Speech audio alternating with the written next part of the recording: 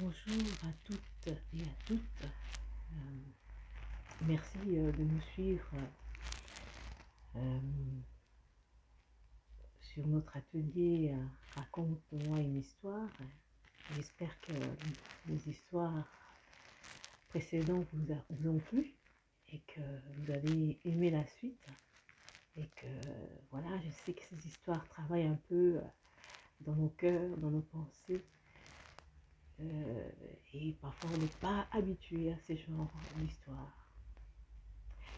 Voilà, je voulais continuer dans cet élan en parlant toujours de notre ami Salomon qui, je rappelle, était doté d'une extraordinaire connaissance et de sagesse et qui était réputé à son époque. Et j'espère aussi que sa sagesse pourra se répandre aussi dans nos vies aujourd'hui et j'espère vous montrer que le temps de Salomon n'est pas si dépassé et qu'elle n'est pas plus d'actualité et que c'est toujours des histoires qui peuvent nous aider ou du moins nous interpeller ou pourquoi pas nous amener sur d'autres voies. Rappelons l'histoire de Salomon. Donc c'est Salomon avec les deux prostituées, une d'elles qui avait été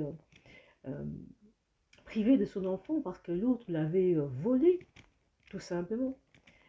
L'histoire ne dit pas que c'est l'enfant qui était décédé et avait une déformation ou avait une quelconque maladie ou avait des problèmes, simplement. L'histoire ne dit pas non plus que l'autre femme qui avait un enfant était un enfant en bonne santé ou l'enfant était plus beau, plus magnifique que l'autre. L'histoire ne dit pas non plus si cette femme-là s'est débattue ou était-elle endormie lorsque on lui a pris son enfant.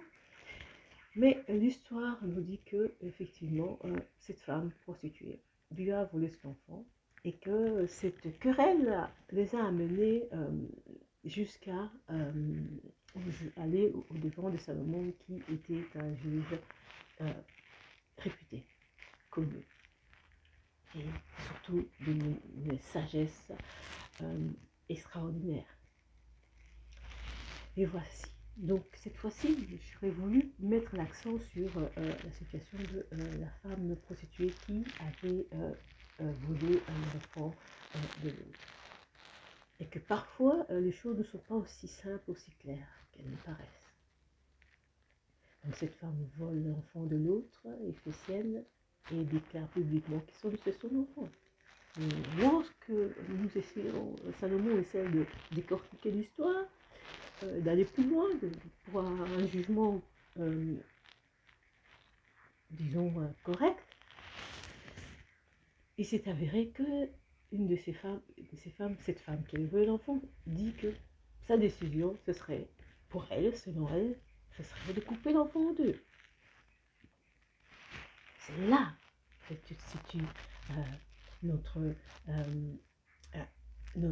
mon interpellation. Comment ça, couper un enfant en deux? Ici, dans cette situation, l'enfant représente une situation de vie, une décision qui va impacter des vies, qui va impacter une vie, non pas seulement la vie de l'enfant, mais la vie de la mère, qui serait la mère biologique, qui sera privée de son enfant, et l'autre qui déclare être la mère sera privée de l'enfant aussi. Et le public va assister à un massacre quelque part, et Salomon aussi.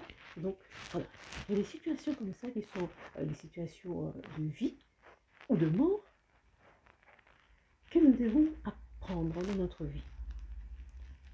Et des situations qui, selon la volonté de cette femme, ce serait plutôt découpée en deux. Et chacun de nous, je pense, a eu affaire à des situations où on nous demande de couper la porte en deux, de couper une situation en deux, alors que nous savons très bien que rationnellement, ce n'est pas logique, ce n'est pas normal. Est-ce que c'était une crise de folie? Est-ce que c'était un excès de colère? Est-ce que c'était la tension? Est-ce que c'était...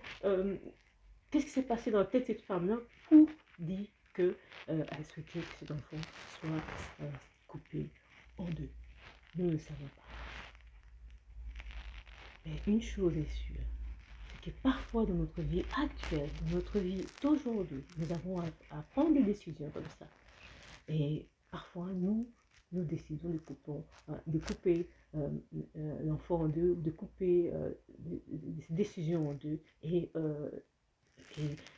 bien sûr, nous voulons que tout le monde approuve. Nous voulons que la mère biologique, ou ici, c'était la mère biologique, ou dans le cas actuel, ça peut être une décision qui peut nous impacter et nous voulons que ce soit coupé en deux. Alors que nous savons très bien les conséquences de cette décision. Donc, cela a interpellé tout le monde, cela a vraiment scandalisé chacun, même choqué les autres, mais pour elle, ça lui semblait tout à fait normal de couper l'enfant en deux. Parfois, dans nos vies, nous avons été victimes de décisions qui nous ont coupés en deux, que ce soit quelque part un peu mort. Et parfois aussi, nous avons pris des décisions pour couper la vie des autres à deux. Et parfois, ici, dans le cas où il y avait un juge, le juge était un peu perplexe de ce qui a été dit, et ceux qui étaient autour aussi étaient un peu perplexes. J'imagine la scène, un grand silence, certainement, ou peut-être un olé, ou peut-être des cris par rapport à la foule, par rapport à ce que cette femme avait prononcé ce jour-là. Ici, nous ne sommes pas là pour faire, comment dire, pointer du doigt qui que ce soit. Nous sommes là juste pour voir que parfois les décisions ou les histoires du passé peuvent encore nous impacter aujourd'hui, peuvent encore nous raconter quelque chose aujourd'hui, peuvent encore nous interpeller aujourd'hui. Donc voilà, je voulais vraiment vous partager cette histoire qui m'a beaucoup touchée dans ma vie et dans une période où c'était difficile. Et que parfois, avant de dire quelque chose, il faut peut-être mesurer l'impact et les conséquences de ces décisions. Et parfois, nos décisions impactent la foule, impactent les autres. Et parfois, nos décisions peuvent aussi nous rétrograder, comme ce fut le cas de cette femme prostituée. Je vous remercie de m'avoir écouté, je vous remercie et je vous souhaite une très très bonne soirée et à très bientôt.